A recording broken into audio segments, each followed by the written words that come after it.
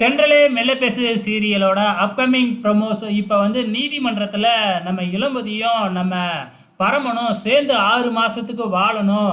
அதுக்கப்புறம் தான் நாங்கள் விவாகரத்து கொடுக்கறத பற்றி யோசிக்க முடியும் அப்படின்னு சொல்லிட்டாங்க இல்லையா.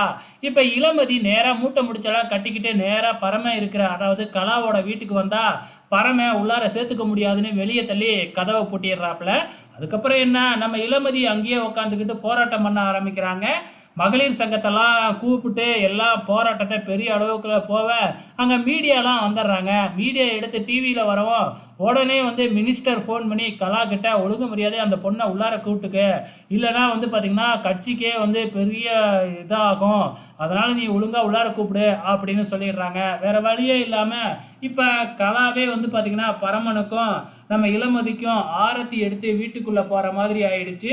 இப்போ வீட்டுக்குள்ளே தான் போயிட்டாங்க. இதுக்கப்புறம் இளமதி என்னென்னலாம் செய்ய போகிறாங்க அப்படிங்கிறத பொறுத்திருந்து பார்க்கலாம்.